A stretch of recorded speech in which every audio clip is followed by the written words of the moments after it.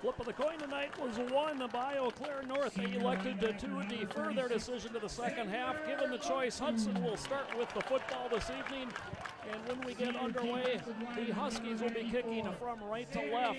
And John, Vic, this is easily the coldest night of the football season. By the time we're out of here, it's going to be what a fall. I mean, this has been a football fall, Joe. I think this is just wonderful football weather. I do, and Joe, if you think back, and I believe it was the Superior game, when the game started, it was 83 degrees. Right now it's 38. So using my elementary math skills, that's a 45-degree difference in game time start temperature. And who said that Hayward education was a Yeah, it worked. Got him through the University of Minnesota.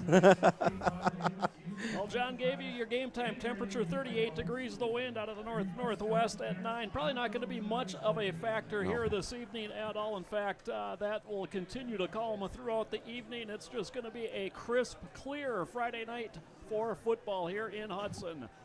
Unfortunately for both these teams, it is their swan song. Hudson looking to make it 2 in a row to close out the season, as John mentioned up top. The Huskies looking just to find that first conference victory of the year. Tanner Mua, the diminutive, a senior kicker, will kick things off and get us started here at Newton Field. A trio of Raiders drop back to receive. The center man, Andres Burgess, stands at his 5. Jager Marvin stands to his right.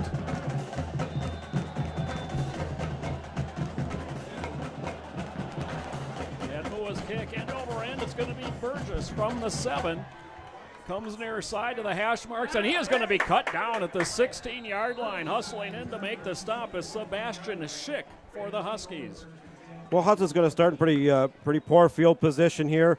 They really got their power running game going back last week, Joe, against the River Falls Wildcats. That was Nick Holm, Trapecio, Diemel, quarterback Charlie Richards got some good runs out of the quarterback option reads, and really the offensive line really came into its own last week. Diemel is the starting tailback. He lines up behind Charlie Richards, who's under center. Split wide to the far side, Thomas Newell. It's Diemel. Tries the left side and lowers the head and bullses away ahead across the 20 for a gain of 4. Well, it's all about offensive line play with this Hudson team, and also the hurry-up offense. It's no huddle coming right at you. Handoff, it's Diemel again, cuts it back up the middle, and Diemel is out to the 24-yard line, a gain of 3, maybe 4. Sets up third and about 2 here for Hudson.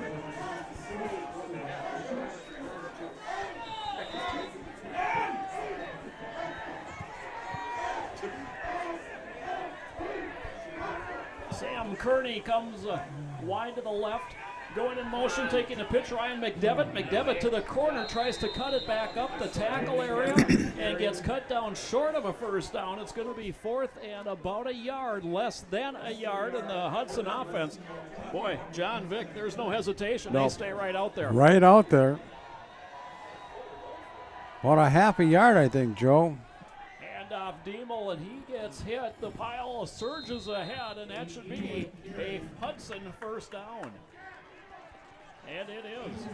Well, Coach Adam Cowles has rolled the dice on 4th down all season long. He's doing it pretty deep in his own territory in this opening drive, but it works. They have a belief in power football, getting it done in 4th and short. So a fresh set of downs for Hudson. We've got 10:38 to play in the opening quarter. Option play near side, keeping Richards, cuts it up the middle. He's got a little bit of room, gets tackled and spun forward to the 36-yard line, a gain of 8. Yeah, Joe almost a student body right, and he made a nice cut up to the inside. He had a lot of blockers outside, but made a beautiful cut inside. Must have picked up 8-9 yards.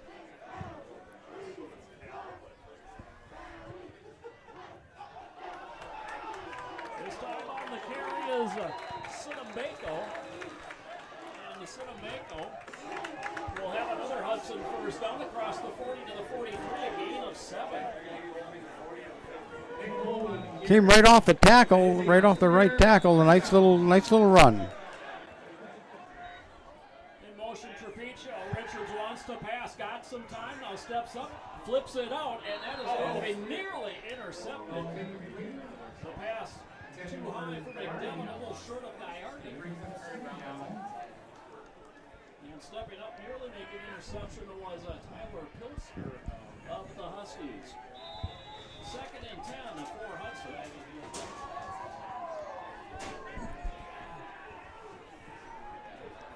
Gaiardi splits wide to the left.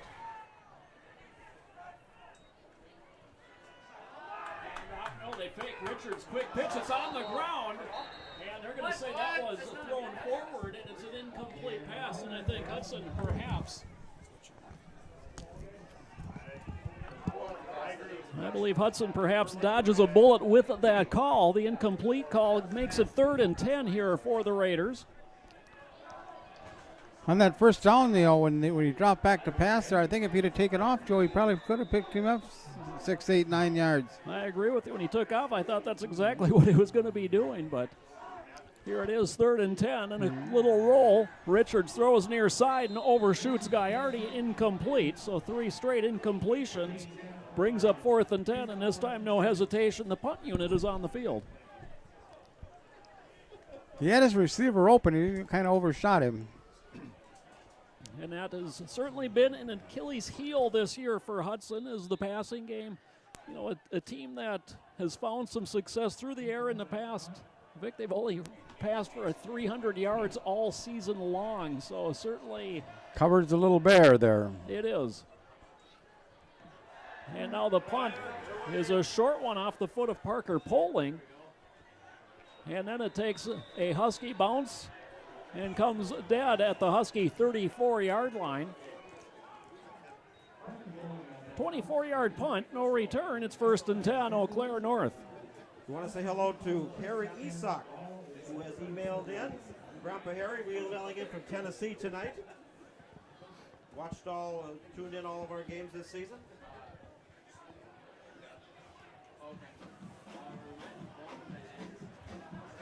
Well, John, have you hit every continental state this year?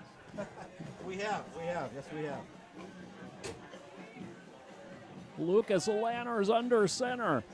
Throws it quickly out the far side, and it's through the hands a little bit high. Intended for Braden Nyans, the junior wide receiver, brings up 2nd and 10. And John, you had mentioned injuries kind of ravaging this Huskies club, and Adam LaRocque, their senior quarterback, was off to a very good start this season. He is one of those injuries and has been sorely missed from this offense. Yes, he has. On 2nd and 10, tightly packed formation. We get a flag prior to the snap.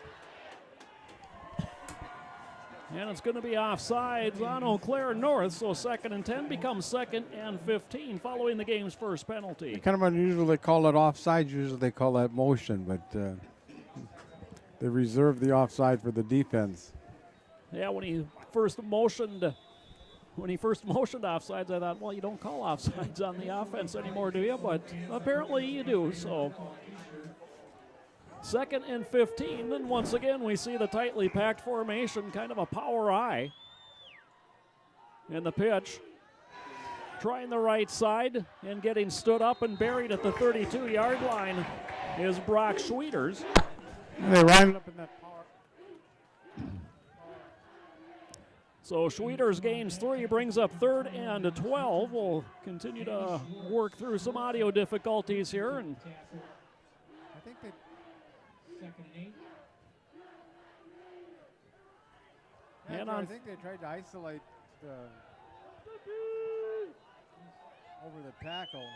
Once again, tightly packed. Long count. They fake the pitch. They run the counter coming the near side, and not much room there. Stepping up to fill the hole nicely is Xander Motu. He stayed home, Joe. Calsaro on the carry. Gains 2, brings up 4th and 10, and the punt unit comes on for Eau Claire North. Yeah, Hudson did a good job of staying home on that strong side. Cole Davis will punt it away. Good snap, and Davis, kind of a wobbling end-over-end kick. Burgess takes it and drops it at the 38 and kind of dribbles it to the sideline. I believe the ball goes out of bounds. It will remain with the Raiders.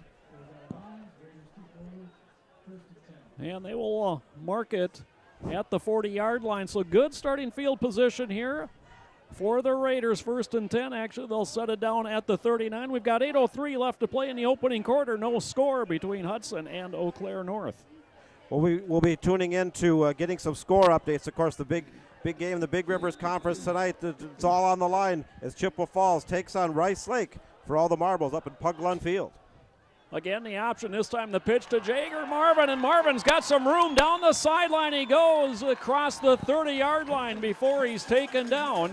There is a flag on the far side of the field, however. Well, you have to wonder if that's in the place of holding. Excellent fake into the line. It was a 33-yard gain, but everybody's coming back downfield, and this one is going to come back.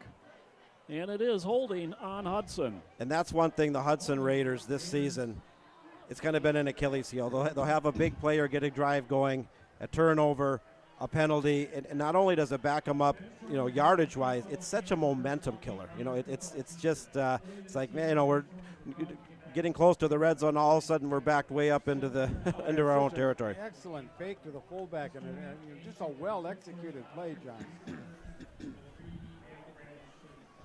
So after they mark 10 yards off from the spot of the foul, it ends up being 1st and we'll call it 16 for the Raiders. Ball back at their 33. Richards under center. 2 receivers to the near side.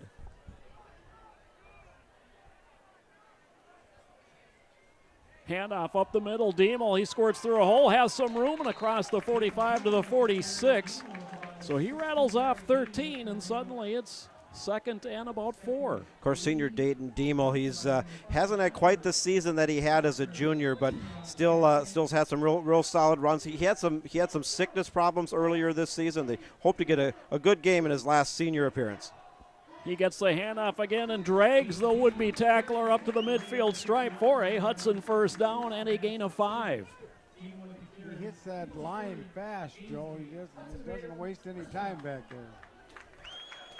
And despite some of the health issues he's had in this senior year, he's got a team-leading 6 rushing touchdowns, has rushed for over 400 yards as a senior.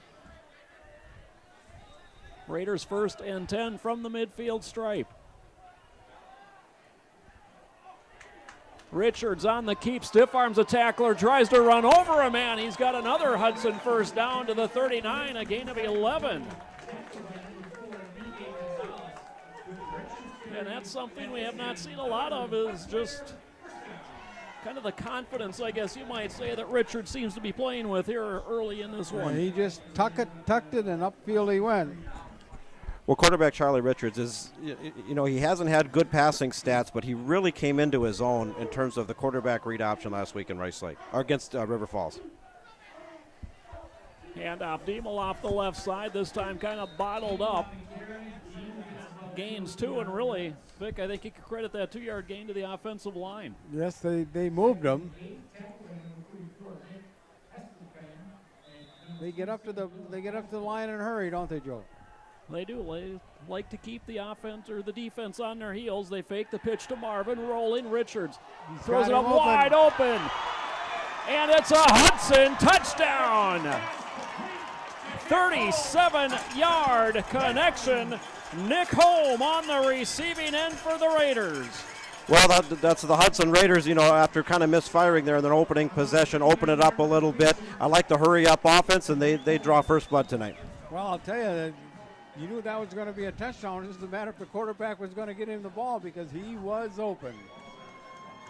Just the 3rd touchdown pass of the season for Richards. Nick Holm, the leading receiver out of the backfield for the Raiders this year. Christian Bell to attempt the extra point. Richards, the holder, got the snap down, and Bell knocks it through. And with 6:18 left to play in the opening quarter, your score, Hudson 7, Eau Claire North nothing. We'll be back with more Raider football right after this. So the Raiders strike on their second possession here tonight, and they do it through the air.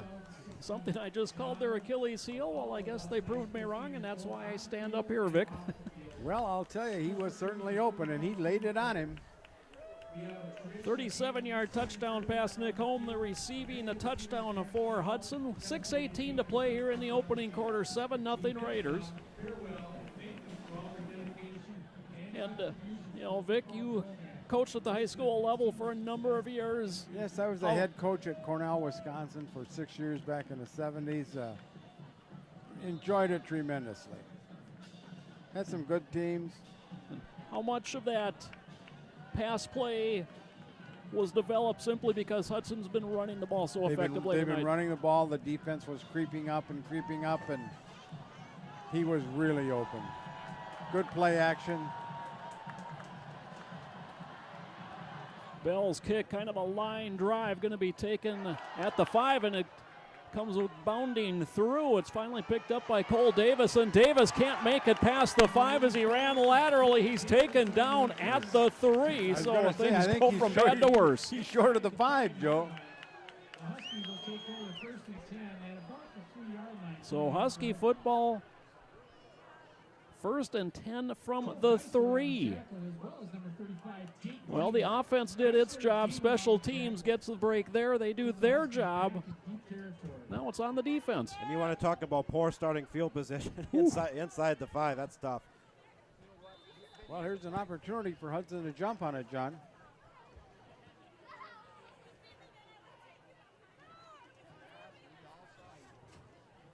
The Husky offense straight from the sideline to the line of scrimmage.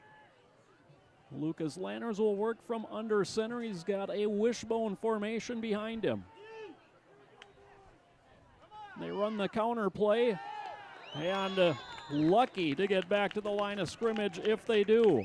Excellent penetration by the left defensive line for Hudson.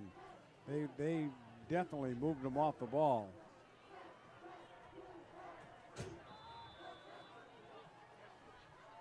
Getting to be a nice crowd here at Newton Field tonight. Senior night on this cold 16th of October. Gain of 1 sets up 2nd and 9. Tailback is Brock Schwieters. They fake to him. Lanners throws quickly in a diving attempt and incomplete. Brings up 3rd and 9. That pass intended for Braden Nyans.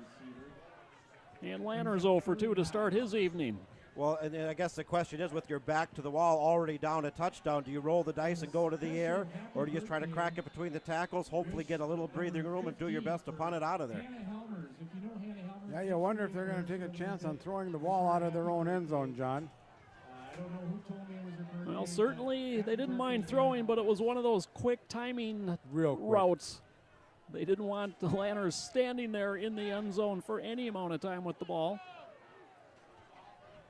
And he'll work out of the pistol set here. Straight drop with time, throws out the far side and has his man right at the sticks. This may depend on the mark. He threw a strike, Joe. He certainly did. John Cryer on the coverage. They're moving the sticks. Brock Schwieters on the receiving end of that. Well, I like the play call. You know, when you haven't won a game in conference, and it's the last game of the season, you roll the dice a little bit. They went to the air, and they got it by, I don't know, half a yard maybe. So fresh set of downs. Lanners again under center. They run the quick trap play out to about the 15 before the running back is stood up and pushed backwards. Running back on the play, Tyler Zainhofsky. Want to say hello to Frank Bell, who said, Frank and Peggy Bell, we were at the game in River Falls last Friday bringing good luck to the Raiders. Now they're back in Fountain Hills, Arizona, and extend their best wishes to their grandson Christian and his wonderful teammates. That comes in from Peggy and Frank Bell listening in Fountain Hills, Arizona tonight. 2nd and 8, power eye to the left. Hard count. Handoff. No, they fake the handoff. Lanners throws it up and incomplete. He overshoots everybody. The nearest one to it was Christian Bell. Kind of a different passing formation. You come out of the power I, and of course he did have a receiver wide to the left. Want to say a quick hello to Ryan Rubin. He says, good luck, seniors, and thanks for the excitement. Let's send them out as winners. Thank you for the emails. Keep those emails coming in. Love to hear from you. Very easy to do. Click on the email us link on your game tracker screen. You can let us know who you are, where you're listening from, who you're cheering for tonight. And want to thank each and every one of you for joining us for high school football and MSBN. Schweter's the deep back on 3rd and 8. Straight drop, Lanners throws it over the middle, nobody there. Once again, intended for Nyans, incomplete, brings up 4th and 9. And Eau Claire North really going exclusively to the air here. Well, strictly a timing. I mean, the quarterback let her go, and I think he expected the receiver to be in a certain position on a count, and he was a long ways from where the ball landed on the field. Lanner's a big quarterback, 6'3", 205. Started the season as a tight end, but forced to become the quarterback after Adam LaRock went down due to injury. Davis, a very high punt this time. Burgess calls for the fair catch and will take it at the Husky 41-yard line. 25-yard punt. No return, but once again, very good starting field position for Hudson. Great field position for the Raiders.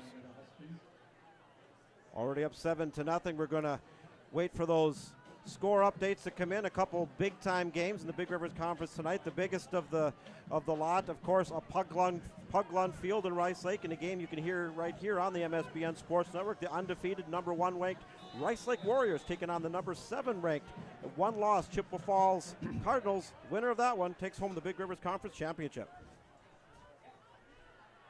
They fake the handoff. Richards keeps. He finds some room off the left side. Zigs and zags his way inside the 20 down to the 17-yard line. A gain of 24 for Richards. And that's something we haven't seen earlier in the year, is that successful quarterback option run out of senior quarterback Charlie Richards. We saw it a lot last week against River Falls. He's getting that confidence that he didn't have earlier in the season. Good fake. He made a really good fake. Counter play, Marvin cuts it back against the grain, and not much there. He gets down to about the 15. Give him 2 on the carry. Sets up 2nd and 8 for the Raiders. We're under 4 minutes to play here in the opening quarter. 7-0 Hudson. Hudson knocking on the door inside the red zone again. Diemel, the deep back. They fake to him. Richards keeps. Runs through a tackler toward the end zone and in. Touchdown, Hudson. 16-yard run for Charlie Richards. Well, that's something that the senior quarterback, who's had kind of a up and down season, really coming into his own now. And he's not doing it through the air. He's doing it on the ground. He's got a touchdown pass on the last drive, a touchdown run on the current drive, and Christian Bell on to attempt the extra point out of Richards' hold.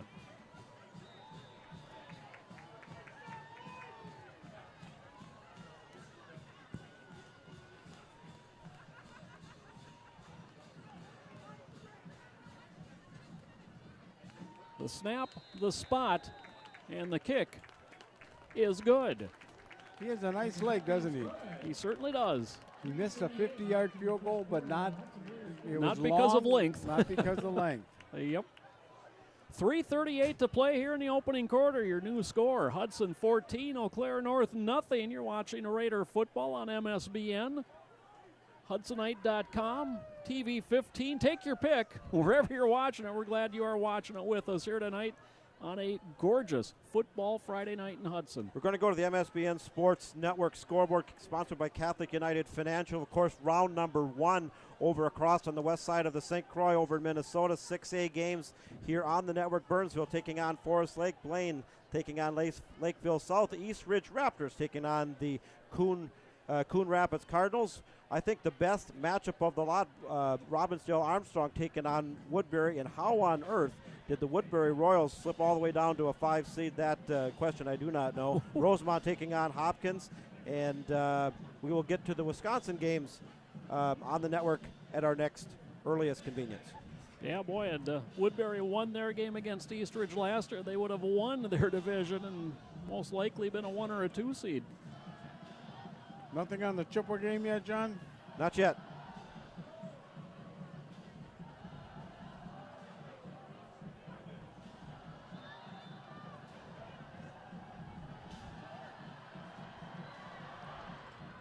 Bell's kick will be fielded cleanly at the 5, straight up the hash marks, and rudely tossed to the turf at the 21-yard line is a Skylar or Cole Davis, but a little better than last time when he let it slide through his fingers. So better starting field position for Eau Claire North, 1st and 10 from their 21. Nice blocking wall ahead of him, but they're about 20 yards ahead of him.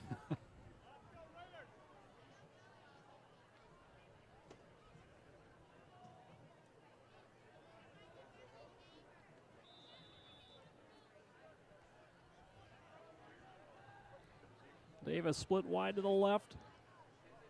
Coming in motion is a Jeff Pippinger. And a handoff and hit immediately. Zammy Schwartz blew that play up and drops the runner for a 2-yard loss. Tremendous penetration because they were running an isolation play. He had the fullback leading, and the Hudson defensive man just easily went back into the backfield and made a nice tackle. Going into the MSBN email big, want to say hello to Ima and Papa Weeks, saying Go Raiders are the grandparents of Calvin Keebler, senior, as they're watching from Cedar Rapids, Iowa tonight. 2nd and 12, 2 receivers near side. They swing it quickly out, and it's Lohr on the reception, and he tries to turn it upfield, gets bounced out of bounds at the 29-yard line. That's a gain of 10, but shy of the first down. 3rd, and we'll call it 3. Of course, the Eau Claire North Huskies find themselves down 2 scores on the road against a fired-up Hudson team here on senior night. They got to get something to go right, get a sustained drive, as we got 2 minutes and change here still in the first quarter.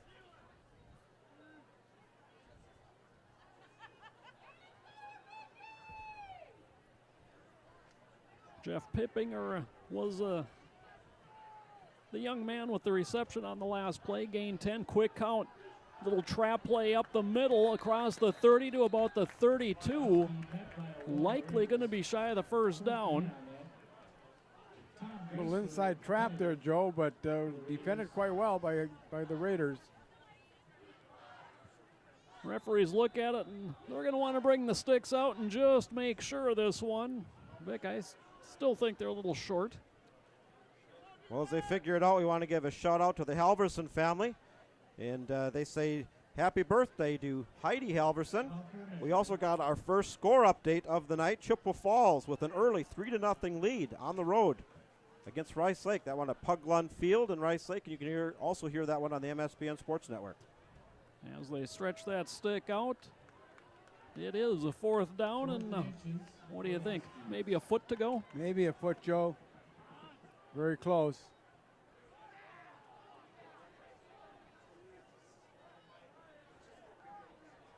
And the offense huddles up for Eau Claire North. They're not moving. Deep in their own territory. Down 14 here in the first quarter. 2:07 to play in the opening quarter.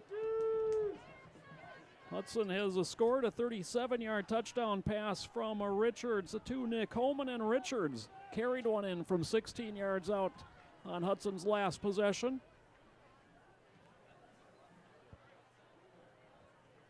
And more importantly, John, early in the season, we saw this Hudson defense giving up first downs, rarely stopping the opponent on 3rd downs. Now 1 for 4 tonight is Eau Claire North. Quarterback Keep trying to power ahead Lanners on 2nd and 3rd effort. Falls ahead to the 35-yard line, and that is a first down. Well, gutsy call there on 4th, and they, nothing fancy there. They only needed to get less than a yard and got it. Quarterback kept his legs going, John. Just the 2nd first down of the evening for Eau Claire North. Keeps this drive alive. 1st and 10 now from their 34-yard line. Power eye to the right.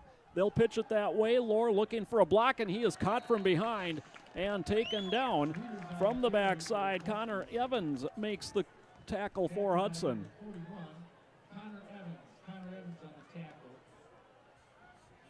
We'll check the Wisconsin scores real quick here in this Week number 9 with the playoffs looming next week. Grantsburg taking on Flambeau. Grantsburg has had an outstanding season. New Richmond taking on the Amory Warriors in a Middle Border Conference tilt. Unity taking on St. Croix Falls. Ladysmith visits Chautauqua Weyerhaeuser in the heart of the North.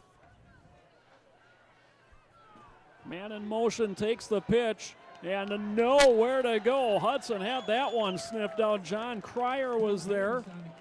Credit the tackle that time to Travis Reeder. This defense has just really improved. Now granted, last week against River Falls and also this week against Eau Claire North, they're not facing the caliber of teams they did earlier in the season, but this defense has really worked hard to improve. Their stop rate, I guess, on third down has drastically improved. They tightened up the pass defense. They're getting good interior penetration, and aggressively, they've vastly improved. Straight drop, Lanners the quick throw out to the far side, and again, it is too high for Nyans. There defensively for Hudson was Reed Junko, and that brings up fourth down. And I think it surprised me a little bit there, Joe. He only ran a pattern about 2 or 3 yards deep, and he needed a lot of yards. Very, very short pattern. Needed a 12, but incomplete pass brings up fourth down, brings on the punt unit, and once again, Cole Davis to punt it away for the Huskies. And nearly blocked this time by Schwartz. Again, Burgess calls for the fair catch this time, takes it at his 40-yard line. 28-yard punt this time with no return, and once again, boy, Hudson really dominating the field position game here in the opening quarter. It's certainly a good field position again. Well, it's only 12 seconds left here, so they'll probably want to play here. We'll go to the quarter break, but another score update coming in. The Rice Lake Warriors strike back 7-3 over the Chippewa Falls Cardinals. Superior with an early 7-6 lead on the road at Carson Park over Eau Claire Memorial. The Old Abes need to win that game to become playoff eligible. Richards fakes the handoff, wants to go and throws deep over the middle. A guy behind everybody. He's got it. He'll take it to the house. Touchdown, Hudson. Beautiful pass. Well, there's that passing attack we've kind of been waiting for all season and really haven't had. Charlie Richards put it right where it needed to be. Gallardi had a 3-step separation on his defender, and that is one for the highlight reel. A 60-yard strike. Richards to Gallardi. 20-0 Hudson. Bell on to attempt the extra point. Beautiful tight spiral. Well, Richards misfired on 3 straight plays in one possession to force a punt. Since then, 37-yard touchdown pass, 60-yard touchdown pass, as Bell knocks the extra point through, and with just 1 second left in the quarter. Your new score, Hudson 21, Eau Claire North nothing. And you'll see the bleacher creatures with their flags parading back and forth as Newton Field has come alive. Hudson looking for their first win at home this season.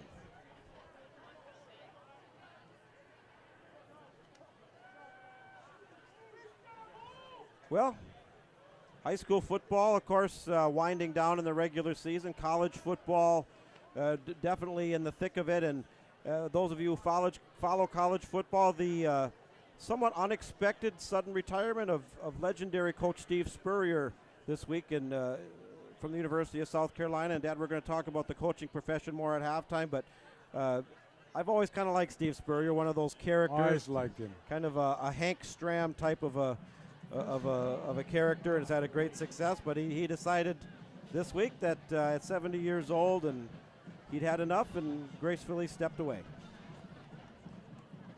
Well, I think he felt it was what was best for South Carolina, not necessarily what was best for Steve Spurrier. But Spurrier's always been that type of man, type of coach. The organization, he never has seen himself as bigger than the game.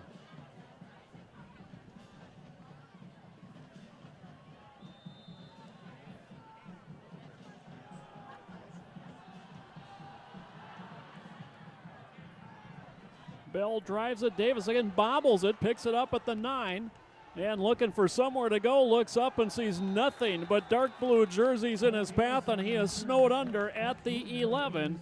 And that will do it for quarter number one. Your score at the end of one quarter here in Hudson, and it is all Raiders here tonight. Hudson 21, Eau Claire North nothing. You're watching Raider football on MSBN. And welcome back to Newton Field in Hudson, Wisconsin, as the teams switch ends to begin the quarter number two. 21-0 Hudson, and I don't know, this might be my stat of the night. Charlie Richards entered the game having thrown for 218 yards this season. He threw for 97 in the first quarter alone here tonight. Well, Hudson has been a very, one-dimensional team, and, that's one aspect. We've always been a run-first, pass-second team, but the passing attack hasn't been there. But give credit where credit's due to senior quarterback Charlie Richards. He's gotten beat around a few times this season, but he's stuck with it, and he's coming into his own here tonight. He's running the ball, and he's throwing the ball both very well. Brock Schweiters on the carry, picks up 3 on first down for Eau Claire North. 2nd and 7 from their 14-yard line. Schweiters the tailback.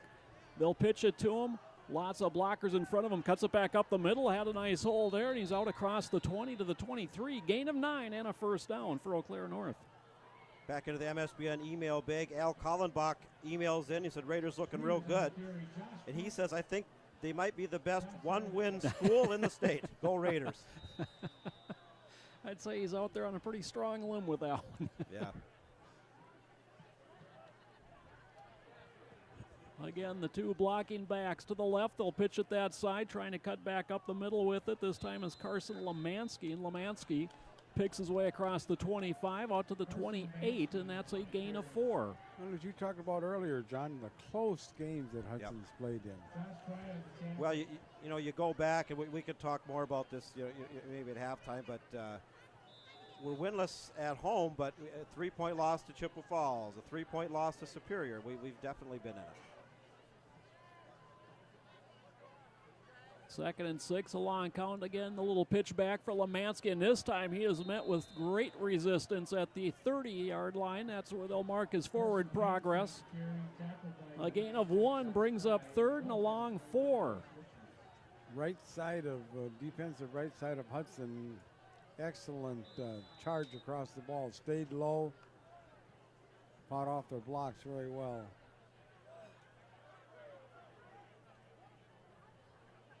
Eau Claire North 1 for 5 on 3rd downs into the first quarter. This their first 3rd down of the second, and they go 4 wide on it on 3rd and call it 5. In motion goes Davis. Handoff right up the middle, reaching out. That should be enough for a Husky first down on a gain of 5.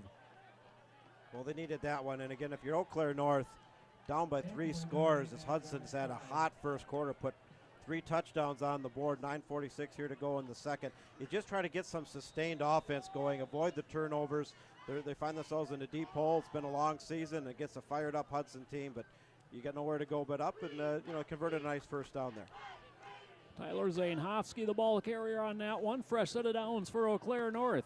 1st and 10 from their 35. Wishbone formation. They run the counter far side. Schweiters is buried as he gets to the line of scrimmage.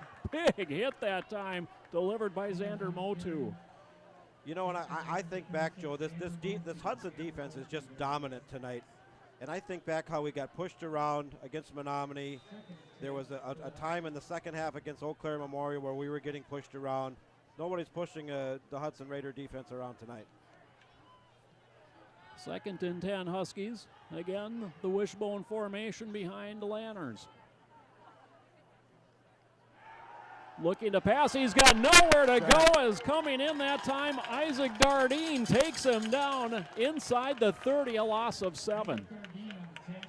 Well, the Raiders brought the kitchen sink and the plumber and everybody else, and they broke through it. It was going nowhere. 3rd and 17 now for the Huskies.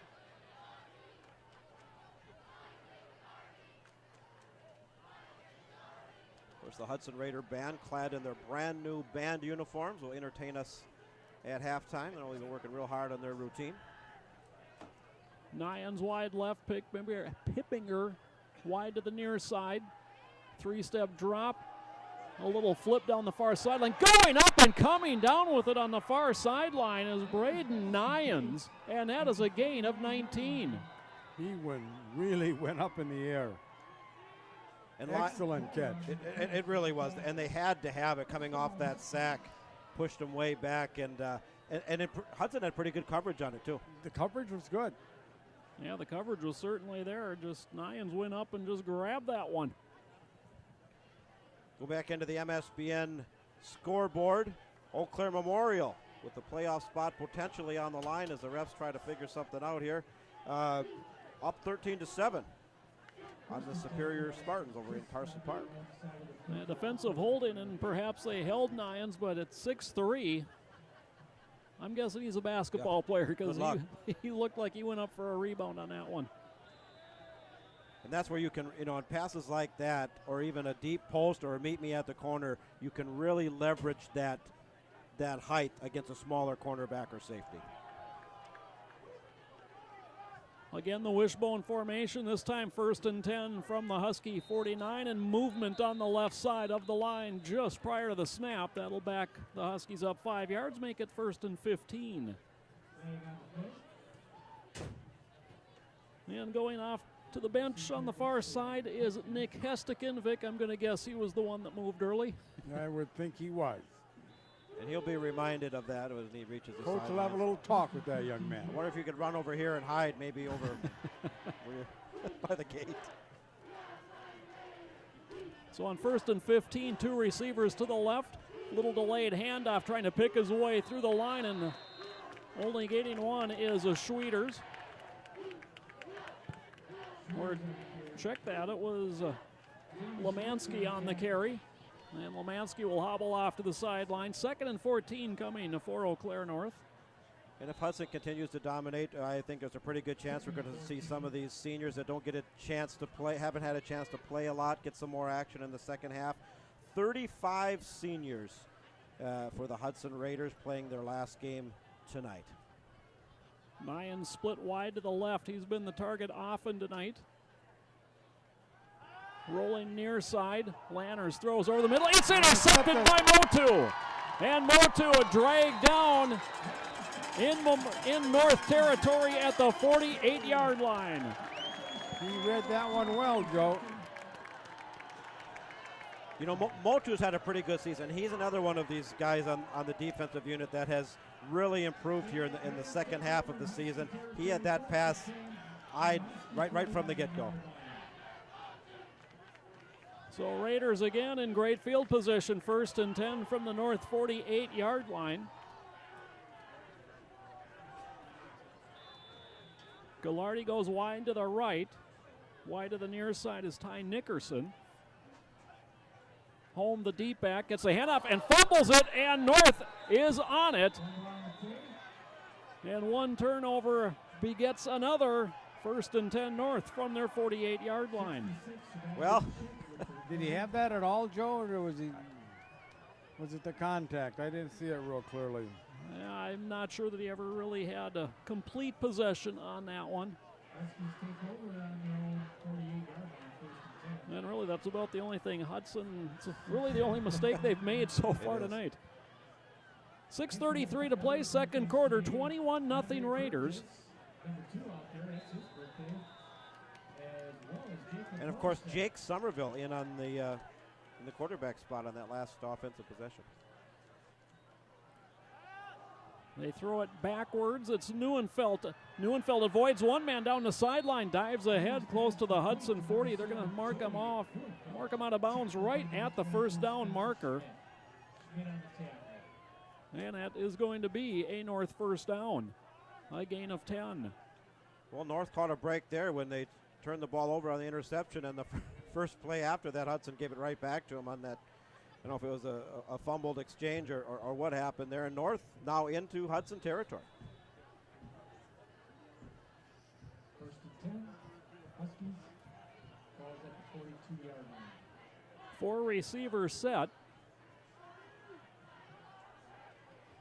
Pitch to the motion man. Who wants to throw? Throws it back for Lanners, but it is short of the mark. Incomplete. That was Enrique Gonzalez who ended up with the ball and threw incomplete.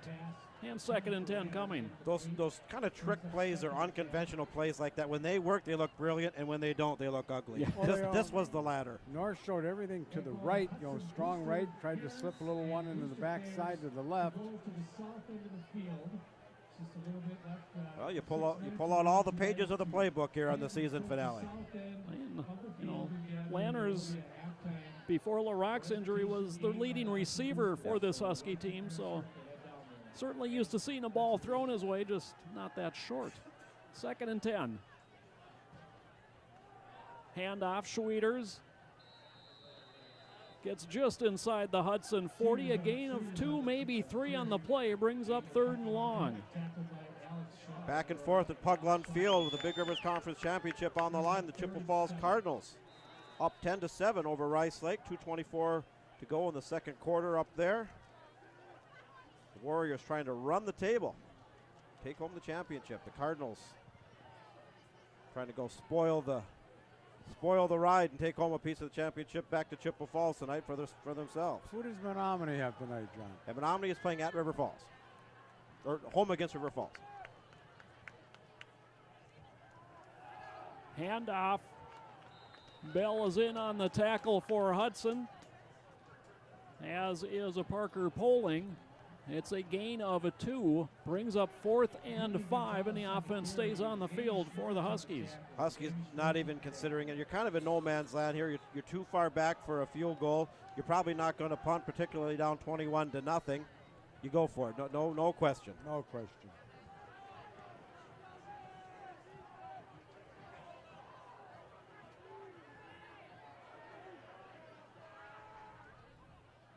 Lanners fakes the handoff, rolls, throws back to the left, and wide open, running underneath that one is Steve Luther, and Luther will carry it all the way down to the Hudson 10-yard line, a 27-yard connection.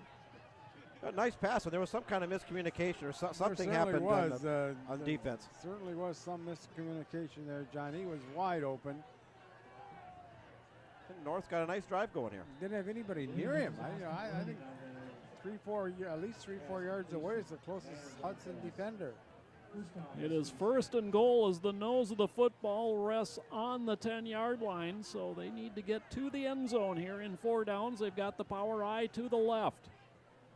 Deep back is Lohr. They'll pitch it to him, looking for some room. Runs between a couple tacklers and gets down to about the 7. It'll be 2nd and goal from there. And again, looking out at the Hudson, watching the video there, you'll notice the pink leggings, stockings, whatever you want to call them. That's in honor and awareness of Breast Cancer Month here in the month of October. They've been doing it all month. A lot of pink in the crowd tonight as well. This time the blocking backs to the right. They fake the pitch. Lanners rolling left, throws back to the middle, and nobody home. Kind of throws it away. Lanners pass falls incomplete in the end zone. Incomplete brings up 3rd and goal from the 8. Looks like one of the referees got tangled up with the defender and went down, kind of came up checking the nose to see if there was any blood. It's a tough job out there. Somebody's got to do it. The only job where you can be right 99% of the time and you get one wrong and everybody knows about it. And that's the one everybody will remember, too. That's right. Tough job. Tough job, kind of a thankless job, but thank goodness that you got men that'll do it. 3rd and goal from the 8. Lanners under center, out of the wishbone, rolling right.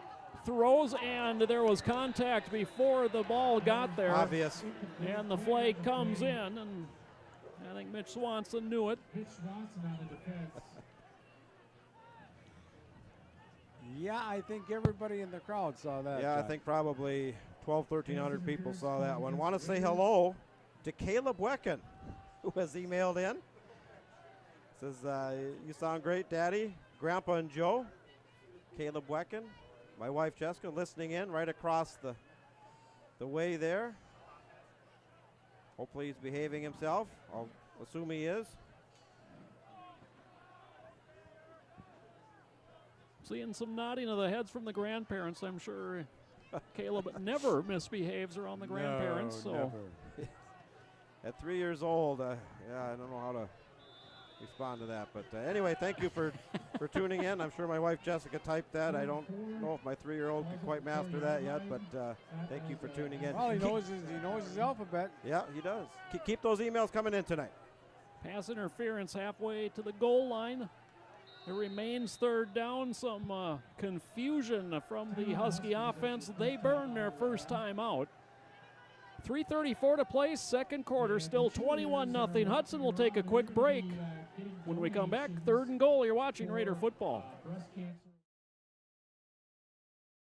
And as we come back, 3rd and goal from the 4-yard line for Eau Claire North. Easily their deepest penetration of the evening. And they'll run that power I to the right. Deep back, Brock Schwieters. Zainhofsky and Asoro, the lead backs to the right. Referee going to count down all 60 seconds. Actually, the referee snuck to the near side, grabbed themselves a little water break during that timeout.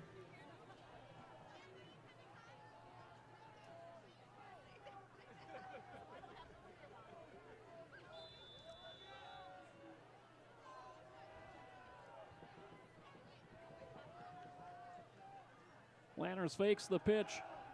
Comes back the other way with Sorrow on the counter play, and Sorrow tripped up and dropped at the line of scrimmage. It'll be 4th and goal from the 4. Well, the Hudson Raiders with their back to the wall, this defensive unit trying to pitch a shutout here at Newton Field. Eau Claire North obviously not going to kick a field goal here, down 21-0 with 3 minutes and change here to go in the first half. Got one play to put it in.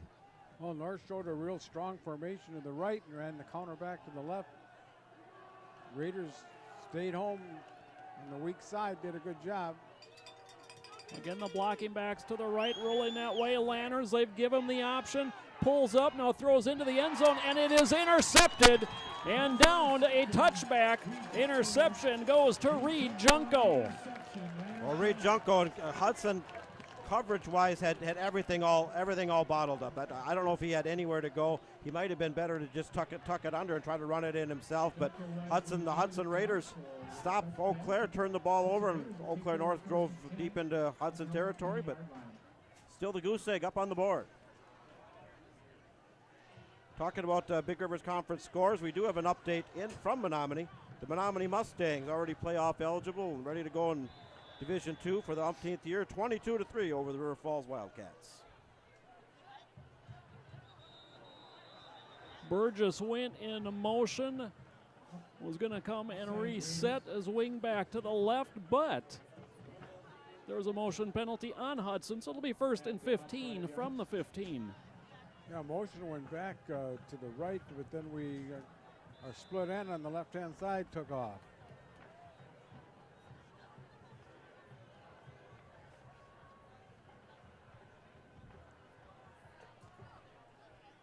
Richards under center on 1st and 15. And the handoff right up the middle. Holmes breaks a tackle and breaks into the secondary. Holmes got a first down. Still on his feet and finally taken down across the 35 to the 37-yard line. A 22-yard gain for Nick Holm. Well, Nick Holm has really come alive the last 3 games, running with reckless abandon, putting the shoulder down, keeping those legs pumping. Outstanding run. Nickerson wide to the near side. Gallardi wide to the far side. 1st and 10 from the 37. 2:25 and counting to play in the half.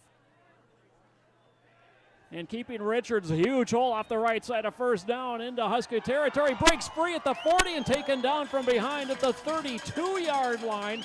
A gain of 32 for Richards. And that's what they've been waiting for and seeing success from 5'9", 160-pound senior quarterback Charlie Richards. That read option, they've been going almost exclusively to the pitch on that play, but he's keeping it more. He's showing the confidence, not turning the ball over, and he's got some good speed. Another great run by senior quarterback Charlie Richards. 2 receivers left. Home the deep back for Hudson. 1st and 10 from the Husky 34. Handoff, Holm tries the left side, spins off the first man, and kind of backs his way down to the 30-yard line for a gain of 4. We're under 2 minutes to play in the half. On the MSBN Sports Network scoreboard, Burnsville up 14-7 over Forest Lake as 6A playoffs start tonight over across the river. Blaine up 7-0 over Lakeville South. East Ridge all over Coon Rapids, 24-0. This time the motion man was Trapicio. He'll reset. Again, Holm the deep back. They hand it off. No, they fake, and Richards keeps again, turns it upfield inside the 20. Tried to cut back at the 15, kind of slid down, and then was tackled there by Matt James. Gain of 16. You really got to feel good for senior quarterback Charlie Richards. He's had some ups and downs this year, but he is coming into his own last week and tonight. And a timeout taken here by Eau Claire North. Their second of the half stops the clock with 1:28 left to play in the second quarter. Hudson driving and really picking up chunks of yardage on this drive. You know, quarterback keeper, he's eating up the yards. Absolutely, and that's something we in the first half of the season that just really wasn't there, or very seldom, and we really struggle with the passing game. But you know, Coach Adam Cowell stuck with senior quarterback Charlie Richards, continued to work, got better, and he's just coming into his own here the last couple weeks. Great to see. I've got Richards for 107 yards rushing tonight on just 6 carries. That's pretty good. Yeah, it's very good. Plus 97 through the air, so 200 yards of total offense out of your quarterback. First half, you'll take it. Yeah, no doubt about it. And, of course, one of the 35 seniors wearing the Hudson blue for the last time tonight. So out of the timeout, 1st and 10 Raiders ball at the 14-yard line, 15-yard line of Eau Claire North. Gallardi wide to the right, Nickerson wide to the near side. And again, Holm is the deep back. Trapicio in motion. Richards wants to throw, it comes out. Picked up by Holm, he's gonna try to sweep the right side. And Holm is gonna slide down back at the line of scrimmage. And got a lot of it back. For what it could have been, that's a whole lot better than what it could have been. No gain on the play, and now Hudson will call its first timeout with 1:10 left to play in the half. 2nd and 10 when we come back out of the timeout. We'll take a quick break and come back with that second down play after this message. Still in field goal range. Oh, yeah. I was pretty surprised they punched it in here, too. We're going to get Pee Wee football at halftime, it looks like, huh? Or do they just get introduced? I mean, they're in full, you know, uniform and whatnot. We haven't had that this year. You know, yeah. I thought last year we had it a couple times, but I guess not. 4, 3, 2, 1. And welcome back to Hudson. Joe Moore along with the Wecken boys, John and Vic joining us tonight. Glad to have Vic along. Good to be here, Joe. And Vic, the coach from up north. What do you think of this Hudson team live? Well, I'll tell you, the quarterback, you know, running and throwing the ball has been impressive, and the defense has, you know, that front three, those 3 down defensive linemen have. Marvin on the pitch, runs through an arm tackle, gets inside the 10, and then spins his way down to the 7-yard line. Gain of 8, 3rd and short, under a minute to play. Of course, Yeager Marvin, younger brother of former Hudson Raider Braden Marvin. He's listed here at 5'10", 140 pounds, junior halfback. Trapicio went in motion, he'll come back. 3rd and 2. Handoff home, no, pulled back, Richards to the end zone, he's in, touchdown. Throws the forearm to Gonzalez as he got to the goal line, 2nd rushing touchdown of the night for Richards. This is it's senior night tonight, and this has been a showcase night, a showcase performance for senior quarterback Charlie Richards. 7 carries, 115 yards, 2 touchdowns for Richards. 2 of 5 passing. Both of his completions tonight have gone for touchdowns. 97 yards is what those two have covered. And Christian Bell will try to tack on the extra point.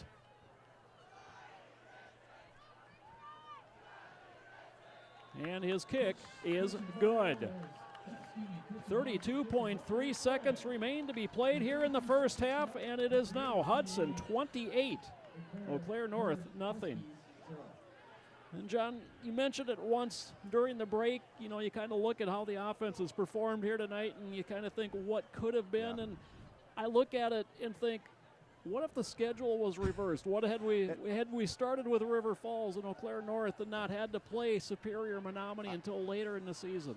I was asked about that. Number one, I mean that's water under the bridge at this point. But that's a very good question because we played basically a murderer's row to start the season. I mean, and the wins didn't come, but we stayed with it. The way Hudson is playing tonight, the way they played last week. Now, granted, River Falls and Eau Claire North are at the bottom of the conference, but I'm very, very impressed with what I've seen. And I don't see any of this phoning it in or hanging your head. Oh, we only have one win. I see an aggressive team. I see a team that's very engaged and just playing lights out tonight. Well, the show of your seniors, what, 35 seniors? 35 seniors. Stuck this thing out, kept their heads up.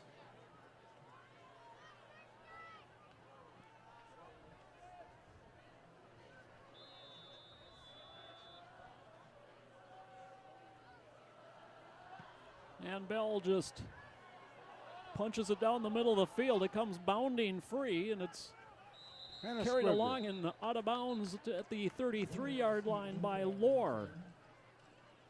And of course, at halftime, we're going to bring my dad in. We're going to talk a little high school football, kind of from a coach's perspective, and kind of review the first half. We're also going to have the Hudson Band. And if you can, John, swing the camera off to the right in their brand new uniforms there, getting ready to go onto the field. And there they are.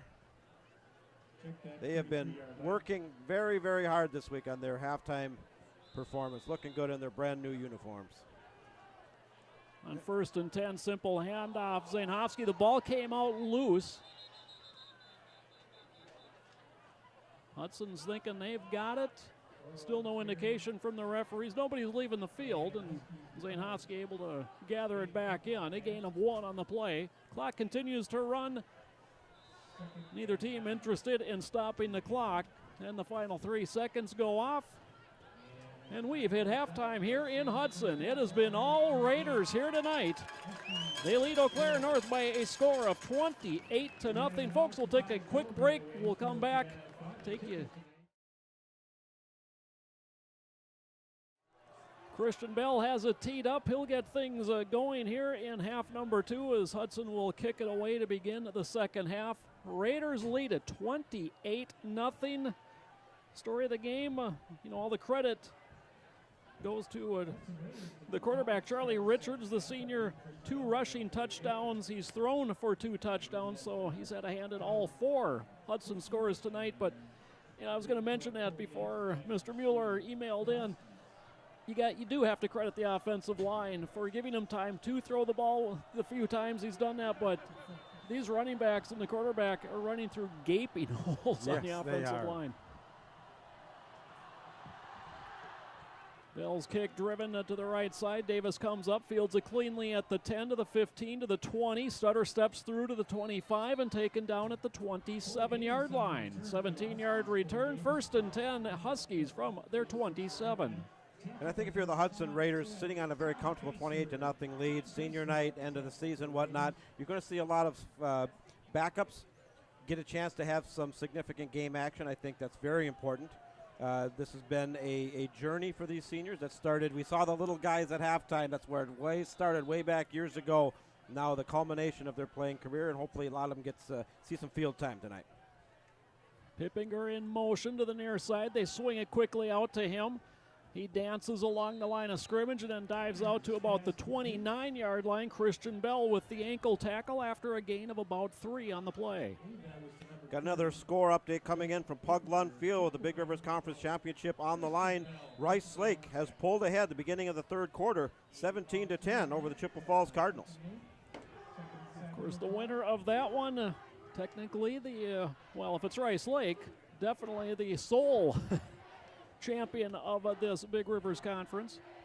Tri-High looking to become 6-1 and tie Rice Lake, but with the head-to-head win, would be the conference champion. Nice gain of 5, brings up 3rd and 2 for the Huskies. And if Tanner Wicks, I don't see him in there right now, John. Am I missing him, or is he? he's on the offensive line, Offensive line, okay. and he has had an outstanding game. So 3rd and 2. Huskies were 3 for 9 on 3rd down conversions in the first half. However, did go 2 for 2 on 4th down. Hand off to the up back, and he is hit in the hole by Motu, and then a host of players take the back down. A gain of 1, going to bring up 4th and a short. Excellent surge by the left side of the Hudson defensive line. Isaac Schindler, among others, 5'9", 250 junior. 4th and inches. Huskies will go for it.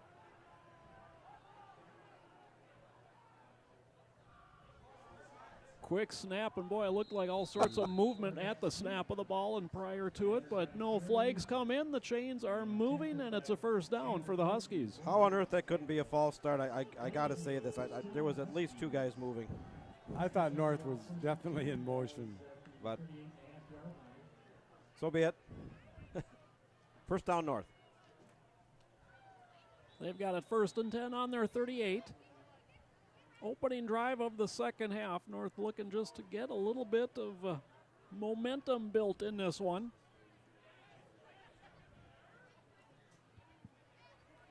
Out of the wishbone, they fake the trap. Lanners throws deep down the far side, intended for Luther, but overthrown, incomplete. It'll bring up 2nd and 10. And Joe, you can definitely tell, and this is one of the reasons why North has yet to win a Big Rivers Conference game. They really miss quarterback Adam LaRock. When he went down, that was a huge, huge hit for this Eau Claire North team. He had such a fine junior campaign last year. It's like when Superior lost Nick Mellum here a couple years ago. Yep. They just weren't the same team without him. Yeah, Adam LaRock. They've also lost their leading rusher coming into the game, Nick Greenland. Guys, it's just a couple plays late, but the motion penalty is called now. John, didn't Superior have a really outstanding quarterback last year? That would be Nick Mellum, yes. And he got injured the year before, 2013, at the tail end of the season during his junior season. Did he go on to school? I believe he has gone. In fact, Bemidji State, I believe it Bemidji is. State, he emailed in when we played Superior.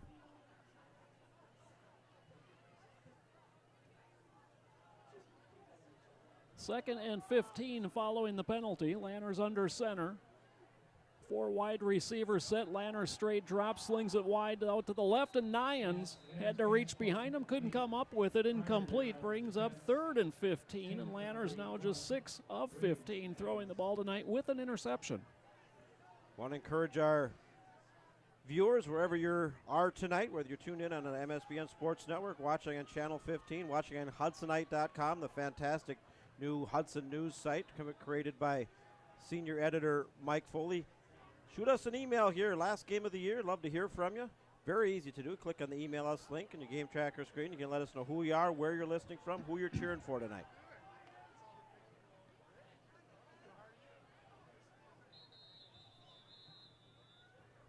And a timeout taken by Eau Claire North, their first of the half. 9:26 to play in the third, 28-0 Hudson. 3rd and 15 for the Huskies. Taking a quick look at the MSBN Sports Network scoreboard, sponsored by Catholic United. Burnsville up 21-7 over Forest Lake. Blaine and Lakeville South locked in a close one, 7-6. The East Ridge Raptors all over the Coon Rapids Cardinals, 45-0 at halftime. The Armstrong Cardinals holding a 22-14 lead over the Woodbury Royals after the Royals led early there. This is very surprising. The Hopkins Royals up 14-13 over the Rosemont Irish as the 6A playoffs start tonight over in Minnesota. And moving over to Wisconsin, we keep those score updates coming in, and particularly the big one up in Puglund Field at Rice Lake. Rice Lake holding a 17-10 lead over Chippewa Falls, and winner take all on that one. Of course, the playoff field will be announced tomorrow. In years past, Joe, on this last regular season game, we've always speculated, the seedings and whatnot. Not the case this year, but the interesting playoff field will be set tomorrow. Out of the shotgun on 3rd and 15. And the pass along the near sideline is incomplete. Diving out, perhaps getting a hand on it, was John Cryer. Nyans, the intended receiver, and the punt unit comes on for the Huskies. I think he definitely got a hand on it, Joe. Really flooded the right side of the field there, a design rollout. They had 3 receivers doing different patterns there. Hudson's defense shifted to the right and had excellent coverage.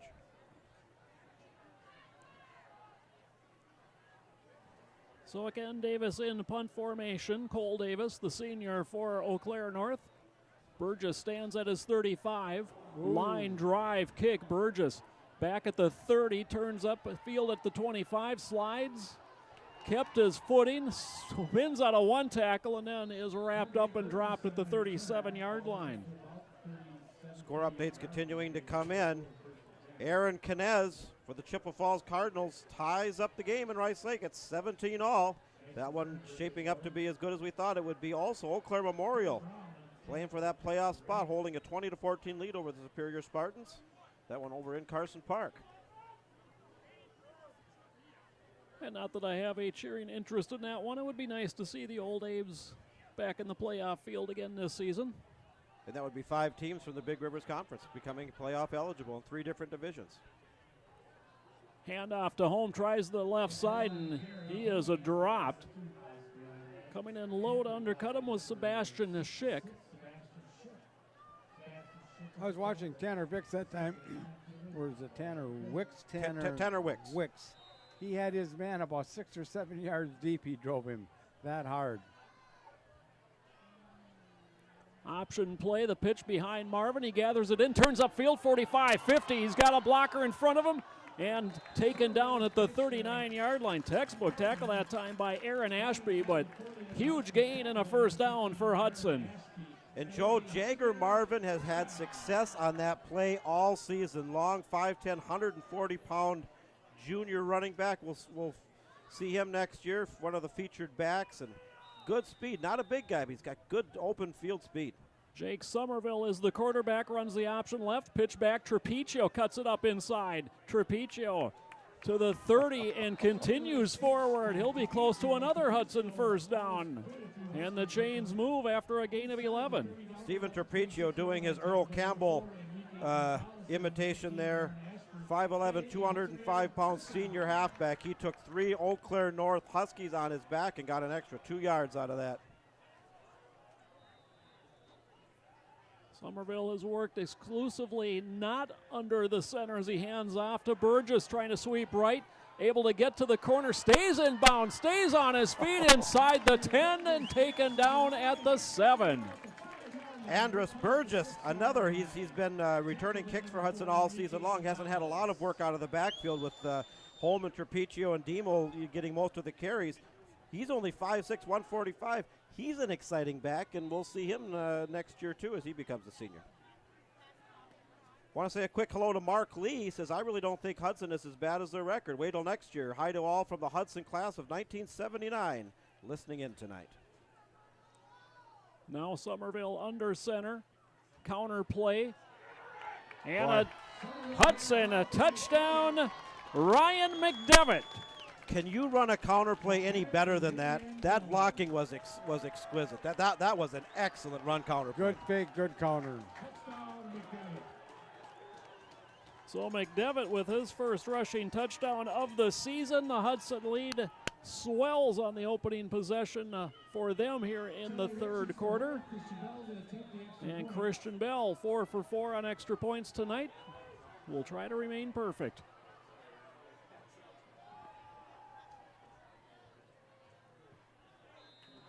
And he bangs it through. We've got 7:38 to play in the third quarter. Raiders 35, Huskies a nothing.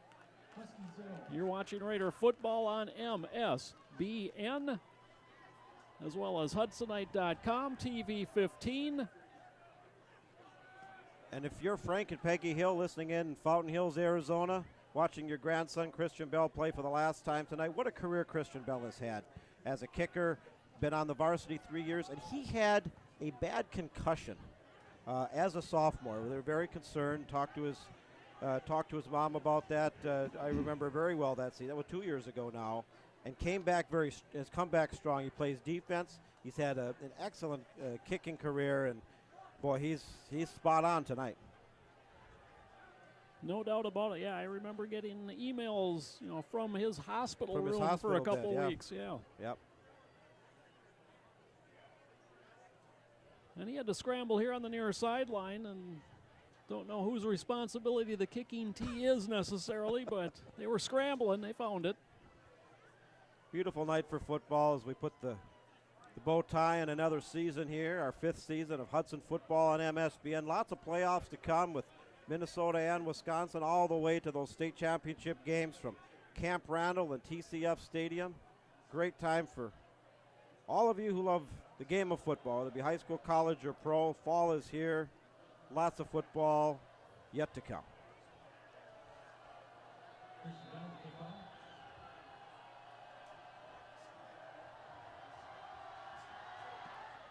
And Bell drives it down the middle of the field to be Plitzner from the 7. Right up between the hash marks, and he gets collared and brought down. No flag on the play. No flag. Woo. I thought maybe the old horse collar there, Joe. I thought so. That was Nick Holm on the tackle. And Holm has been so aggressive these last few, whether it's running the football or on special teams. And I want to give a shout out to this Hudson special teams. Boy, have they had a game tonight. The North's average starting field position is, I don't know, Yeah. behind the 20, I know that. Yeah, definitely. One drive from the 3. This one starts at the 18-yard line.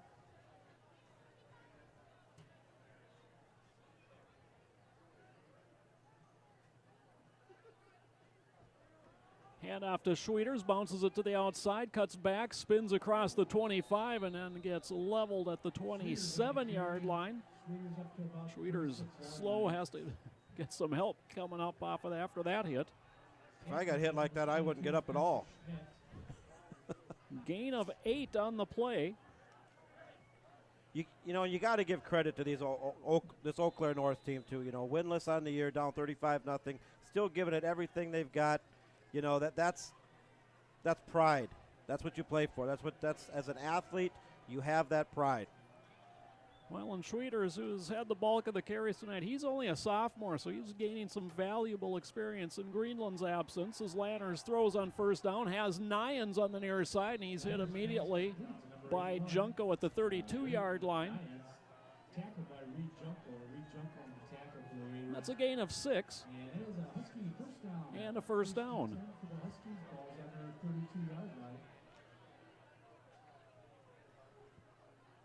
Taking a look at the AccuWeather forecast, temperature continuing to drop on our first really cold night of the fall. I'm reading 34 degrees with a clear sky here in mid-October.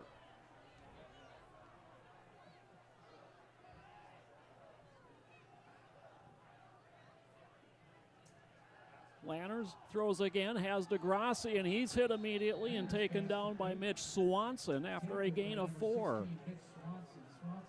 Lucas Lammers, excellent size, 6'3", 205 pounds. And if you're wondering why they have number 82 at quarterback, that's because their starting quarterback, Adam Locke, really one of the better quarterbacks in the conference, has had a good career here. Went down a few weeks ago, and he's done for the year. But Lucas Lammers has done a pretty darn good job filling in. He's got a good rhythm going here. They're doing a lot of quick hitters, nothing fancy, but he's putting the ball where it needs to be. 2nd and 6, they fake the handoff. Lanners swings it out, and this time overshoots the intended receiver. Sliding out of the backfield was Lox Allure, the junior. Incomplete, brings up 3rd and 6. And it never fails. When I talk up his accuracy, he throws one high. Score update from Carson Park. Eau Claire Memorial getting closer to becoming playoff eligible. Now holding a 27-14 lead over the Superior Spartans. 7 minutes left in the 3rd quarter on that one. And I'll tell you what, if they hang on, that's going to be a confidence booster, knocking off Superior to become playoff eligible. Hopefully they'll bring some momentum into the postseason along with them. 3rd and 6, handoff. Schwieters taken down at the 40. Gain of 4 brings up 4th and 3, and again the offense stays on the field here for the Huskies. 35-0, what? They may as well go. We want to say hello to Dennis, the Demos, watching from Navarino, Wisconsin. He says, Dayton's last game as a Hudson Raider. It's been an exciting 4 years. Thank you for broadcasting the games. Go Raiders. And thank you, the Demo family from Navarino. We've heard a lot from them. And Dayton Demo, the senior, has had an outstanding career for the Hudson Raiders. He's been great to watch. Handoff, Schwieters gets wrapped up, driven backwards, short of the 1st down, and Hudson will take over on downs at the Husky 41-yard line. Yeah, you can't, with the way Hudson is playing tonight, the way they played last week, the way they played against Chippewa Falls, almost pulling the upset, you have to wonder, what if? What if? You can't help but wonder what if. You know, they look so good here in the last third of the season, but there's a great saying that goes, if ifs and buts were candy and nuts, it'd be Christmas all year long. Oh, well. Somerville slings it and incomplete. Ty Nickerson, the intended receiver, would like another shot at that one, I'm guessing. Ty Nickerson's going to be replaying that in his head probably all weekend long. That pass was exactly where it needed to be. 2nd and 10, Hudson. 2:12 left to play here in the 3rd quarter. 35-0 Raiders.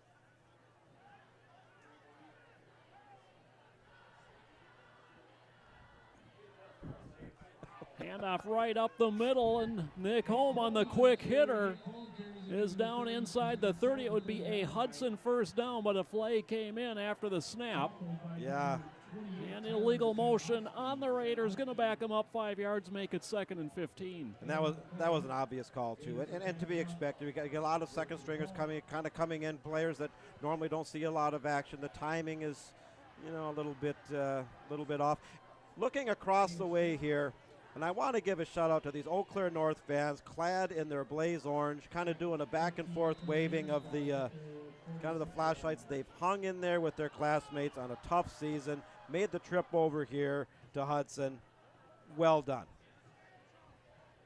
2nd and 15. Option play, Somerville on the keeper on the left side. He's got a 1st down and some room. He's inside the 25-yard line to the 23 for a gain of 23 and a Hudson 1st down. Somerville, the 6 foot, 160-pound senior quarterback, hasn't seen a lot of action behind center, but getting some tonight as well he should. And probably remember his older brother, Sam Somerville, played on the conference championship teams of Hudson. Now younger brother getting a shot at quarterback tonight. Trapiccio in motion, counter play. And inside the 20 goes Dan Olson. Olson, I believe, probably his first carry of the season. I certainly haven't called his name this year. A gain of 4 for Olson. Got us another score update from Puglund Field. A 3-yard touchdown pass, and Rice Lake has pulled ahead 23-17, 8:24 left in the 4th. Handoff Demo up the middle and inside the 10 before he's taken down. That will be the last play of a quarter number 3. When we come back, Hudson will have it 1st and goal from the 7. They lead it 35-0 as you watch Raider football. And welcome back to Newton Field in Hudson, Wisconsin. Senior night, final game of the season for the Raiders, as well as it is for the Huskies. But this night belongs to the home team. The Raiders leading 35-0 as we get set to begin a quarter number 4. Raiders first and goal from the 7-yard line, and really outside of a lost fumble, Hudson has done very little tonight. Well, I think the key is here you finish it out with class, you finish it out with sportsmanship, you get as many players in there, particularly the seniors, as you can. You don't rub it in, and you end the year on a high note. You know, I was looking back, and over the going back to 2002, the closest game these two teams have played has been a 13-point differential. Yeah. And that's happened twice. Each team has won both ways that way. And another blowout here again tonight as Hudson is called for offsides, so it will be first and goal from the 12 after the mark-off. And Coach Adam Cowles, even though they're comfortably ahead, he's out there coaching his heart out. Coaches, particularly successful coaches, are never satisfied. Nor should they be. You always strive to get better, eliminate the mistakes, even when you obviously have the game well in hand. Trapiccio in motion. They were on the counter to Marvin. And Marvin gets it back to the 10-yard line. A gain of 2 sets up second and goal from the 10. I want to say another quick thank you to Mark Rivard and the custodial staff over at EP Rock Elementary School for assisting us this year on these broadcasts. Job well done, and I thank you. Hand off Diemel, and he's got a huge hole, dives for the end zone. The ball comes out. Was he on the ground? Yes, the referee said no, he was on the ground when that came out. Diemel lands just shy of the goal line. Third and goal from inside the 1. And I would love to see senior captain Dayton Diemel cap his career by punching it over the goal line one last time.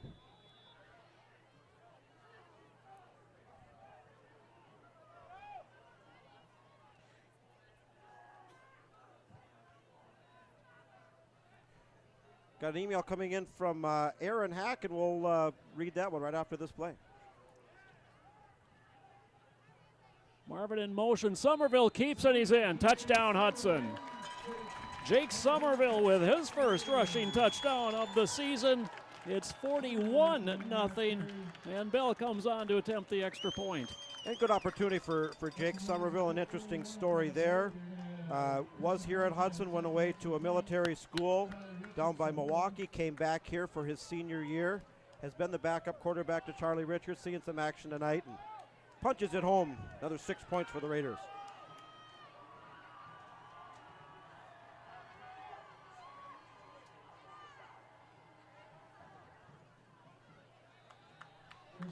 And Bell's kick is good. We've got 10:45 left to play in this one, and the Raiders have the Huskies in the rearview mirror. 42-0 here in the fourth quarter.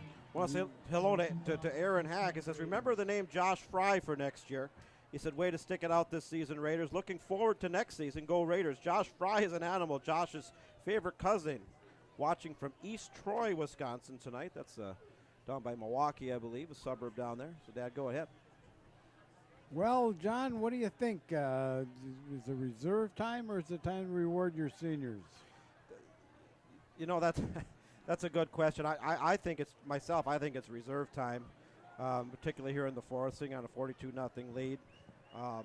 Get as many in here. 35 seniors making the 35. Going on the field for the last time.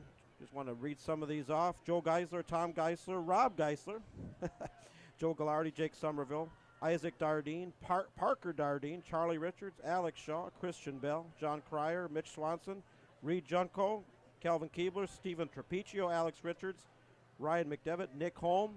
A lot of familiar names there. And what a career they've had. You're part of that very good team last year that Hudson had, 7-2, got into the second round of the playoffs. And some of these guys even saw limited action as sophomores in that second consecutive year back in 2013 when they had the undefeated conference championship and had the big winning streak and all that. So what a career. I mean, this year's, had its struggles, but a good career by these young men.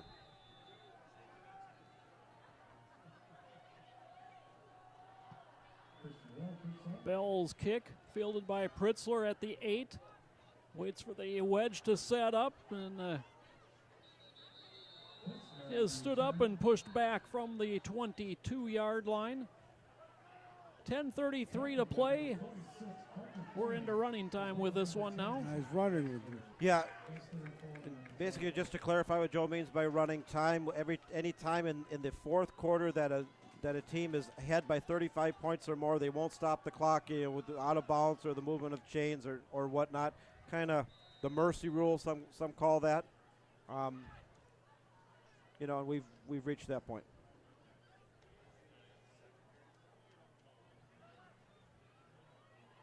I don't know exactly what year they put that in, but it's a good rule.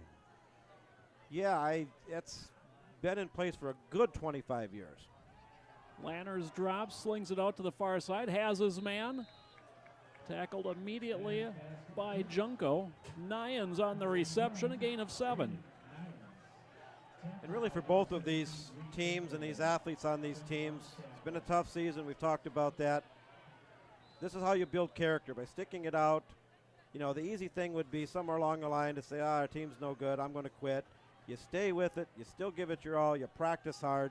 Hats off to all these guys on both teams for finishing it out and being here right to the end. Handoff Schwieters, and he is hit at the line of scrimmage and taken down.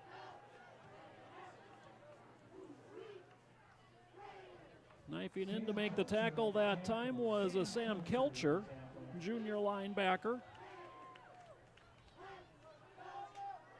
Brings up third and a long one. I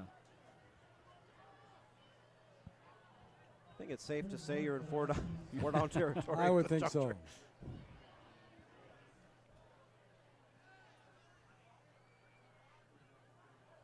They swing it out, and Williams looked upfield before he brought the ball in. Incomplete. 4th and a long yard.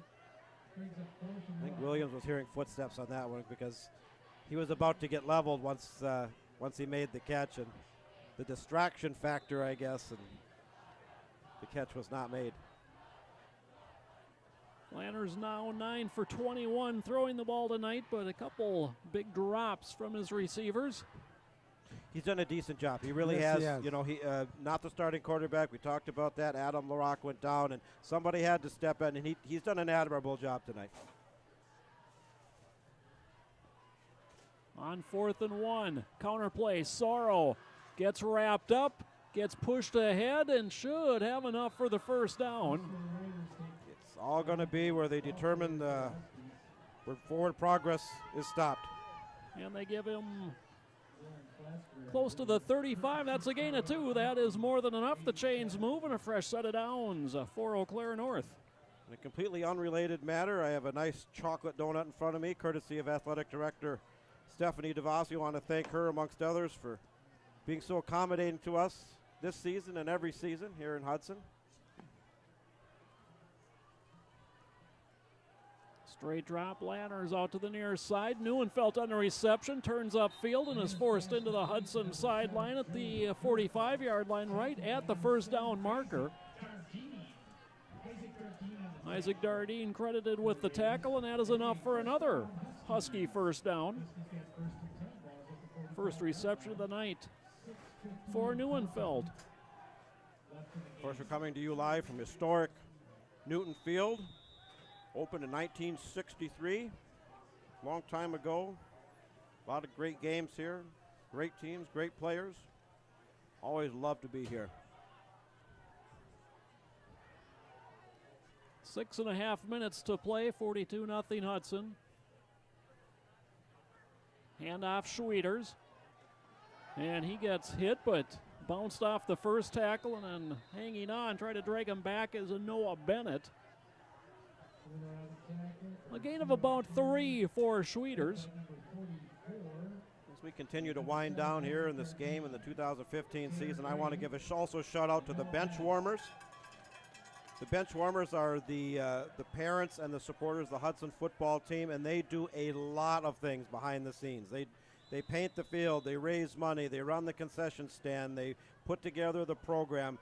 in every football program, it's more than just coaches and players. It's the people behind the scenes. It's the athletic director. It's the booster club. It's everybody involved. It takes a lot of people doing a lot of different things to put these games on. I want to give a thanks to them on a job well done here in 2015. On 2nd and 7, Schwieters gets the call again, tries the right side and gets to the midfield stripe and falls into Hudson territory. Gain of about 3 once again. It's going to be 3rd and, well, I guess we'll call it 5 after a gain of 2. You know, in Eau Claire North, you just got to try to get something going here and get that goose egg off the scoreboard there. And a quarterback change here for Eau Claire North is Nick Thompson that comes in. Thompson, a sophomore. Williams goes wide to the left.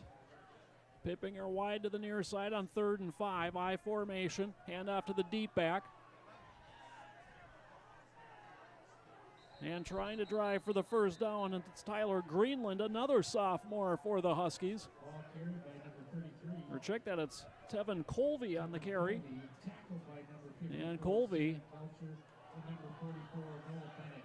just shy of a first down, less than a yard. 4th and less than a yard for the Huskies. 4:20 left to play in this one. As the Huskies prepare for this 4th down, another score update from Puglon Field. Rice Lake holding a 30-23 lead over Chippewa Falls. 3 minutes left to go in that one.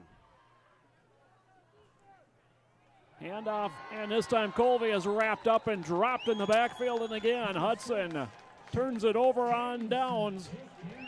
Credit Noah Bennett with the stop for the Raiders. Also Jake Danielson, 5'11", 170-pound junior defensive back, among others. And Feels up quick. This Hudson team, and granted I know Rice, Eau Claire North has struggled offensively and whatnot, but this has been a really solid defensive effort by Hudson tonight. Certainly has been. Certainly looks like a different defense than we saw early in the season. They just kept on working at it. Handoff right up the middle, getting the carry this time. Well, sorry, I don't have 48 on the roster. That's all deep. We're getting into the Hudson bench on this one. As it should be. Aaron Squire gets shouted up into the press box from the fans down below. Pitch coming near side. It's Trapiccio, cuts back into the middle. And Trapiccio runs away from everybody to pay dirt. 48-yard touchdown run for Steven Trapiccio, and the senior just puts an exclamation point on He put a couple of moves on there, didn't he, Joe? Yes, he did. Steven Trapiccio, part of the three-headed monster of the Hudson Raider backfield. That would be Trapiccio, Diemel, and Holm. And boy, have they come into their own here in the last third of the season. And Steven Trapiccio, the senior, caps the career with a big touchdown run. Lucky number 7, the attempt for Christian Bell.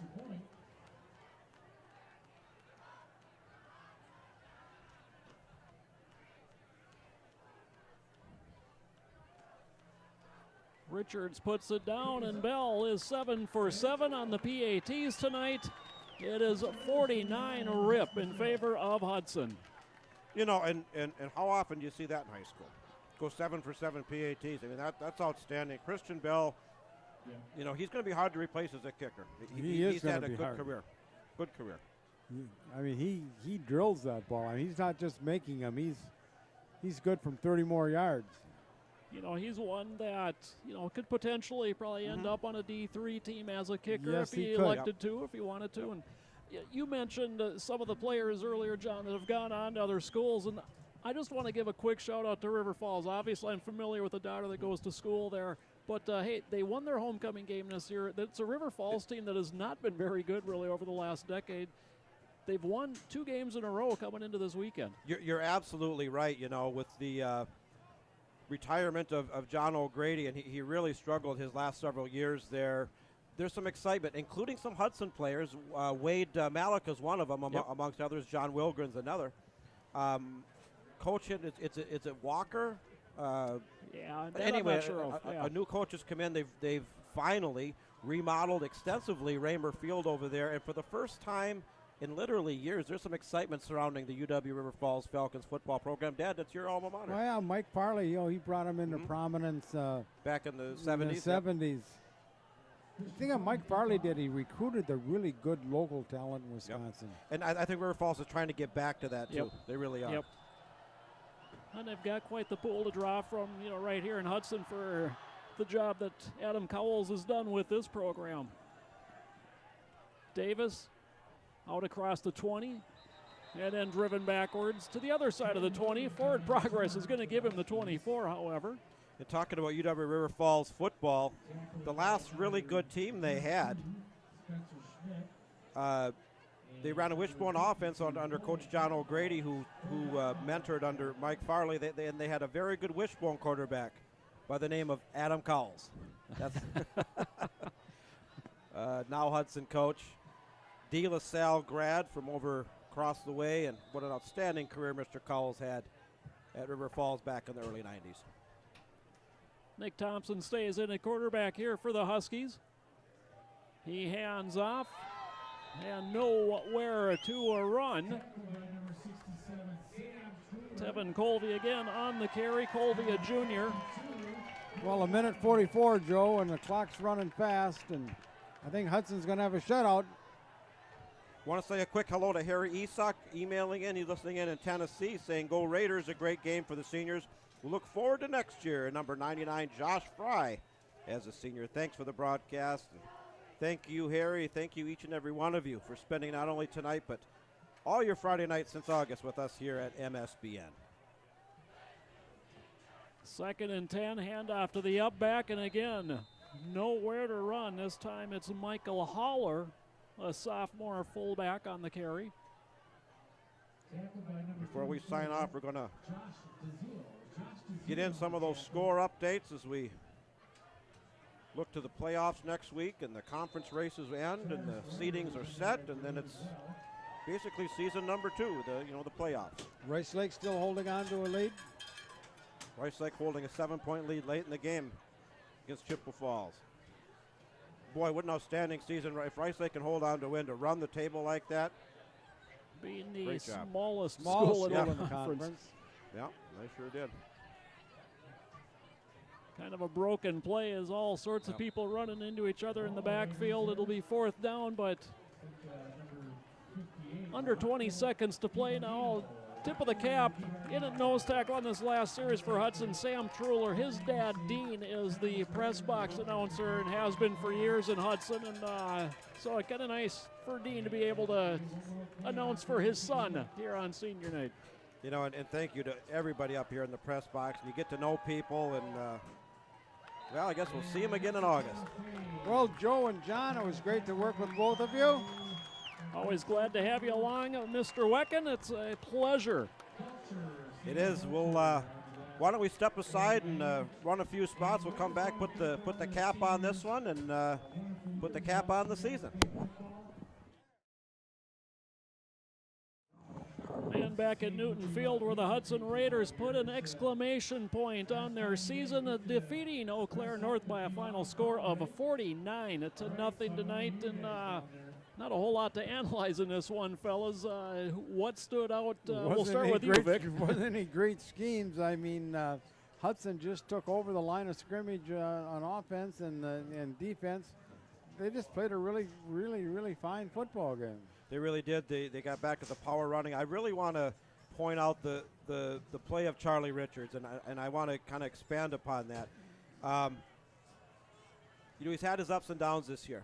And our passing game it really wasn't much. And there was some talk about, maybe doing a quarterback rotation or something like that. And Coach Adam Cowles stayed with the senior, and he worked hard. He started to come into his own last week, really came into his own tonight. The confidence level, in reading his body language and his understanding of the offense is night and day from what I saw a month ago. Outstanding game tonight on senior night of all nights. Dayton Demo, Nick Holmes, Steven Terpiccio, the great offensive line. you know, this is not going to go down in the books as an outstanding season by any means, but you know what? I liked what I saw tonight. Really a command performance to end the season. Yeah, Richard was certainly the star of this one in the first half as he threw for 2 touchdowns, ran for 2 touchdowns as Hudson built up a 28-0 halftime lead. And I agree with you, John. I think your comments are spot on. And you can play the what-if game. Yeah. It doesn't matter. I mean, we can sit here and talk about it, but you know, and obviously you're also playing the bottom teams of the conference here the final 2 weeks, as opposed to the Superiors, Menominees, and Rice Lakes of the world. But boy, oh boy, I think what we've seen the last half of this season is kind of what we expected, probably coming into the season, and unfortunately, it just did not fall Hudson's way this year. You know, the ball bounces that way, and it went against them, and the turnovers, some inopportune penalties along the way, and some, you know, not being able to get the defense off the field when it would have been good. And lo and behold, you're not going to the postseason for the first time in 5 years. Well, you know, and the bar has been set very high. In the 5 years we've done this, Joe, the 4 years coming into this, Hudson's record against Big Rivers Conference teams, including 4 regular seasons and 2 playoff games, was 26-4. That sets the bar up very, very high. It does. We lost more games this year than from Big Rivers Conference than the previous 4 years combined. That's just a fact. However, there's always little stories of victory and accomplishment, even within the context of a losing season. I go back to the Menominee game, the Rice Lake game, the Menominee. Before I mentioned it, I mentioned this before, but I'm going to mention it again in closing. We got for the first time in the 5 years we've done this, Joe, I saw our defense get absolutely physically dominated from start to finish by Menominee. We gave up 48 points. We were 0-3 at that point. Offense really struggling. Came back against Rice Lake. Rice Lake comes in ranked number 2 in the state, averaging 62 points a game. They put up 75 points on this Eau Claire North team the week before. And our defense worked so hard that week, you know, against a juggernaut Rice Lake team, and we held them to 20 points. Now, if you look at, 5 years from now, you're going to look back, and that's not going to show up anyway because you're just going to see a loss. But I'll remember it, and I think it's important because that just shows the work and the growth, even in defeat, of what that defense did from the previous week against a very good opponent. Rice Lake wins tonight, ran the table, and we held them to 20 points. That's a victory that will never show up on a win and loss chart, but to me, that's one of the highlights of the season. Good ball game, John. Like you said, it was a season of, you lose a couple games by 3 points, you lose a game by 7 points, but they hung in there, and they put on a really fine showing tonight. Parents' night and end of the year, a lot of seniors.